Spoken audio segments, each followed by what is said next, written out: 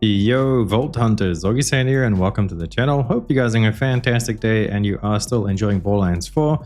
I want to share some things with you that I wish I knew sooner after my 100 hours of playing Borderlands 4 right now. We have clocked a crazy amount of hours in the last few days and I just don't see myself slowing down. I just really enjoy the game and I can't wait to play more of it. So without further ado, we're just going to hop straight into it. The first thing you guys should know about is elemental damages and weaknesses and how important they are, especially if you are playing on hard, which I recommend playing on hard from the very beginning, because the only thing that really happens is it penalizes you for using the incorrect elements and stuff like that, which is why I want to make it clear to you guys. Make sure you're using the correct elements. As you can see in the background over there, we have all the different elements against the different types. So flesh, shield, and armor. Those are usually the three different types of health bars enemies can have. Flesh is the red health bar, shield is the blue health bar, and then armor is the yellow health bar. As you can see, kinetic damage, this is just flat white damage, so non-elemental. This is 100% against all of them, so it has no weaknesses, but it doesn't have any bonuses, so to say. As you can see, for example, Incendiary does a 175% extra damage against flesh on hard mode. As you can see on hard mode, they do penalize you harder, but they also give you a bigger boost when you are using the correct modifier versus easy and normal. And I believe once you beat the campaign and you enter ultimate Vault Hunter mode, it just is all hard modifiers. I'm not sure what the exact modifiers are there for elements, but you always want to be matching the correct elements regardless. And another interesting thing about elements is they're usually very strong against one thing. So Incendiary, for example, is very strong against flesh, but then it is very weak against two other things. As you can see, for shield, it only does 50% damage, and armor, it only does 50% damage as well. And this is true for Incendiary, shock, and corrosive. But for cryo and radiation, if you look down at the sheet over here, they are only weak to one element. You can see radiation, for example, is 50% if you use it against armor, but if you use it against shield, it's 150%, so that's basically the same as electric. And if you use it against flesh, it's 100%, so it's flat, it's not getting a negative. And the same thing for cryo, it's 100% against flesh, but then versus shield, it is weakened, but then versus armor, it's actually 150% as well. So it's basically almost on par with corrosive. So cryo and radiation are two of the better elements. If you are going to be making an elemental build that's like super into elemental gun damage or elemental whatever damage, make sure you try and focus on these two elements because those are the better two elements, just to have like an all-rounder so you don't have to swap as often. But obviously if you want the maximum boost, always match the element to whatever you are fighting. And another really important thing that I wasn't doing early on is actually going out of my way to do silos and safe houses, because as you progress through the game, silos and safe houses are your means of fast travel. I thought whenever you pass one of those respawn beacons, those actually count as fast travels because they always light up when you go past them. So I just assumed they were like waypoints. Whenever I saw one when I was driving, I always go close to it. But turns out those are just respawn beacons because it's like an open world. So if you die somewhere nearby passing one of them, you'll respawn at that beacon. So if you have a look at my map, I have hidden everything else and I've only showed you guys the safe houses and the silos.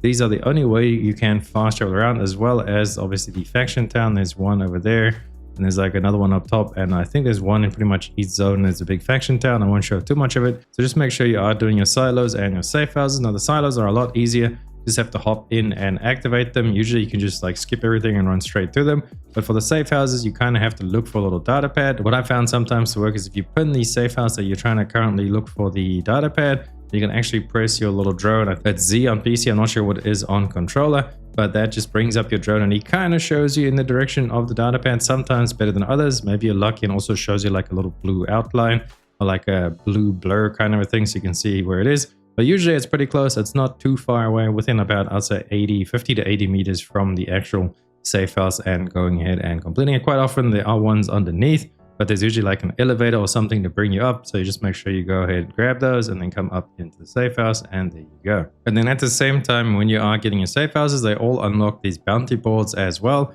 Now these are really good, quick and easy XP. It's usually something you'll be doing or something you'll be facing in the area of whatever missions you're doing. Where you pick up the bounty board, it's going to be for that area. But just never pick up these acquired quests because these ones suck and they like get you to get the piece and you have to run it all the way back to wherever this box is found on the safe house. And this thing you can literally find like 1,000 or more than 1,000 meters away from the actual objective. The collect one is not too bad. You just have to pick up like animal parts. You have to go out, usually kill wildlife, and then pick up whatever parts they drop. But the best ones are to just do the bounties, troops, and patrol. And then just make sure you never pick up acquire, because this one absolutely sucks, and collect is not too bad. But make sure you're doing the bounties. quick and easy XP, and it's usually around the area that you're currently playing in anyway. And then there's a few tips I want to share with you guys for inventory management. As you can see, I left mine a little bit messy to show you guys. There is, if you right click on stuff, you can add different tags. So you can favorite them, you can junk them if you click bank, and then you can also make different groups. If you have like different builds and stuff, you can set up different groups of gear. But for example, let's start with the easiest one. Let me just close that. So those are my favorites.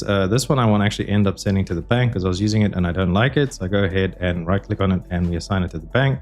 Same with this Jacob's knife file. I'll mess around with it later. So go ahead and bank that. And then what you can do is you just go send items to bank, and boom, those have gone off to the bank. As you can see that the bank is filling up. Now you can do this anywhere in the world. I'm not currently at a bank, so you can literally just do this from anywhere. It's really useful when you're out farming a boss and you just want to send back some weapons and stuff to clear up your inventory. Really, really useful. And then another thing you can do to actually mark multiples. For example, let's see. Okay, this is junk. So let me get rid of the junk real quick.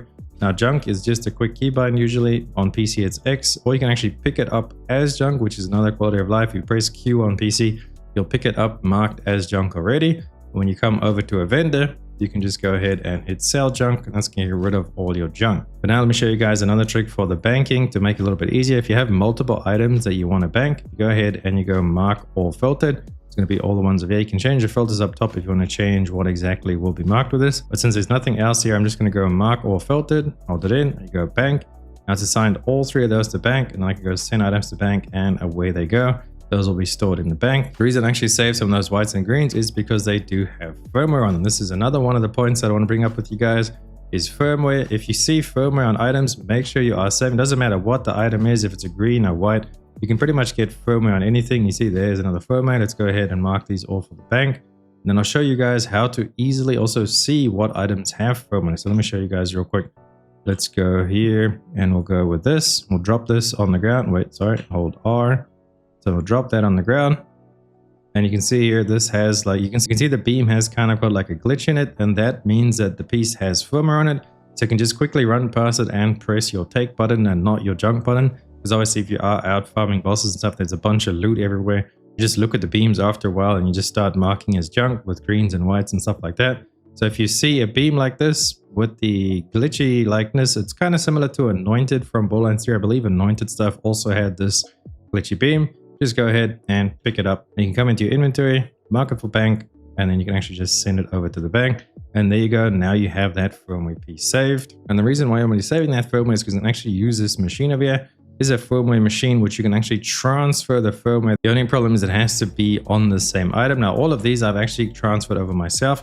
You can only transfer stuff one time. As you can see there, I click that and it's already transferred. And then another caveat to this is you can also only transfer from a class mod to a class mod, and energy shield to energy shield, grenade to grenade, rep kit, all that kind of stuff. So that's one thing to keep in mind. But I will make another video breaking down all the different firmwares and how to get this all set up. So be on the lookout for that by subscribing to the channel. Helps me out and it keeps you guys up to date as well. So look out for that. But for now, just make sure you are saving your firmware so you can go ahead later and then customize it, because you have a look there. You can see we have like pretty good bonuses from our firmware. Will us to spare a massive amount of fire and stuff. We've got God Killer over here for increased damage, and we got Googe FC. I don't know how to say Googe AFC for increased action skill cooldown rate. So there's quite a lot of bonuses from firmware, so you want to make sure you are saving those. And another thing you want to keep an eye out for is checking your vendors for legendaries. I would even say you could do a vendor run, which is jump around all different safe houses and silos on the map once you have them all unlocked. And quite often there's a high chance to actually get legendaries from the vendors.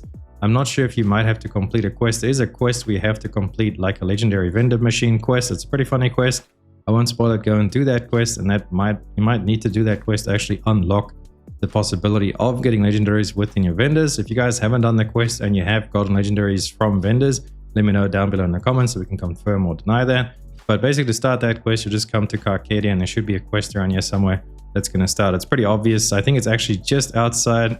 Yeah, it's like around this area of here. It's like vending machine, legendary something. It's very obvious as to what it is. So just a heads up, make sure you are checking all your vending machines, because quite often they do be legendaries. As you can see on screen, I have a bunch of pictures there of all legendaries I have come across on the vendors. And then another thing to chat about is customization, but better yet, actually vehicle customization. And to go over to the hover drive, you can increase the speed. As you can see, this pretty much levels up, I believe, with challenges you do for weapons. I never use auto weapons because I don't really like them. But you can see there's different stats. If we click over here, if we hover over here, there's speed, acceleration, handling, boost. So all of these stats do go up with the rank of like how good these are. You can see there Jacobs, we have rank 2. This one we have rank 1. This one is pretty low, but then you have a look at our Vladov, since we pretty much just use Vladov SMGs all the time. All our speed, acceleration, handling, everything is like way higher than everything else because this is at rank 5. So I think these are unlocked with just completing weapon challenges. Correct me if I'm wrong. I'm not sure exactly how you get these upgrades, but whenever you just come check every now and then, they should be ranking up. Like I said, I pretty much use only Vladov SMGs on my current build, and you can see it is rank 5 compared to like everything else that I don't really go ahead and use that often. It could just be from quests as well, from rewards I think, so just double check everywhere where there could be rewards. You come back and then customize and go vroom vroom. And that leads me into the next step, is also with the rewards. While we are talking about it, make sure you go ahead and claim these when you get them, because they do not scale up to your level. Whenever you complete the mission or the quest or challenge or whatever, if you go ahead and claim the reward, it's going to actually be at the level that you currently are. So make sure that you are picking these up as soon as you get them. Don't wait until you're 50 to try and unlock like level 50 stuff, because if you did them at like level 20 or whatever, they will be at level 20. Another little tip that a lot of people don't actually know is your class mods, the points that they give you over there. So you can see we have 3 points, 2 points, and 2 points. Those you don't actually need to spec into in the spec tree to go ahead and get the benefit of them. What I mean by that is you come over to your skills. You can see my class mod is giving me +2 on this skill, +2 on this skill, and then +3 on this skill. Now we do have 5 points in that, so it's actually going up to 8 points instead of the 3. You can see it's showing there +3 from the class mod, and it's also showing +2 from the class mod. So you get those points without actually having to spec into them. Some people are a little bit confused and think you do actually put like 1 point in to unlock it to actually go ahead and benefit from it, but you don't. So you can get some pretty wacky class mods out there with stuff like big points like this, triple point, like one of these ones that usually have 1 skill point is usually pretty powerful. Sometimes you can get class mods with that on it, and that will just make your build that much fancier. But then my last tip for you guys is to actually go ahead and do all the different vaults within the different zones. There's 3 vaults, 1 found in each zone. Reason being is because you get glider upgrades for completing those, and the glider upgrade is pretty significant. By default, you can usually only dash twice with the glider. I can actually dash 3 times as much. You can see that I can almost dash 4 times, and then recharge is faster as well, just because of completing the vaults. You unlock that. So let me jump off here and I'll show you guys how far I can actually glide. Look how slow my glide bar goes. I can jump up, glide some more. And if I actually start regenning my glide as I'm falling, you can see there, because it regens so fast, you can just glide for ages. There's a world boss over there. Make sure you do those as well. Nice little thing for loot. And when you do them, don't get knocked out, because yeah, you will like instantly lose it. A little bit pain in the butt, but anyway, the thing is, go do your vaults because you get the increased glide, and having the glide is just really nice for mobility, especially since you can dash a lot. You can see like it recharges really fast, then dash again. And then one final little tip I can give you guys, if you come over to the gameplay settings, you go right to the bottom, you can see toggle radar display. Usually this is set to compass, so you only have your compass, but if you go to radar, you'll now be able to get that radar on the top right corner of the screen. If I can show you guys in the top right corner, you can see it over there. And it's going to show you where enemies are. It's literally just for showing you where enemies are, but when you are getting into like the middle of combat and everything is exploding and blowing up around you, that's really nice to actually go ahead and have that. And then lastly, if you come over to accessibility and gameplay, and you see right at the bottom of your grapple view tilt, that's going to turn. If you turn that off, usually when you grapple, your character like looks down, and that's really annoying because it can break the flow of combat. Make sure you turn that off because it's pretty important. I actually see over here screen shake intensity. I'm going to turn that off as well. So make sure you are checking this and then the gameplay as well to activate your radar. So that's going to be it for this video. Thank you so much for watching. Hopefully you found something helpful within it. If you did, please drop a like and a sub to the channel. Helps me out so much. And let me know down below in the comments if you guys have one useful tip that you wish you know after your how many hours of playing. Check down in the comment how many hours you have been playing already. So let's see how crazy you guys have gone since the launch of Borderlands. Thank you guys so much for watching, and I will catch you beautiful people in the next one. Good luck on all your loot out there, Vault Hunters. Augiesaint out. Run free and dive into the sky. Hear the wind.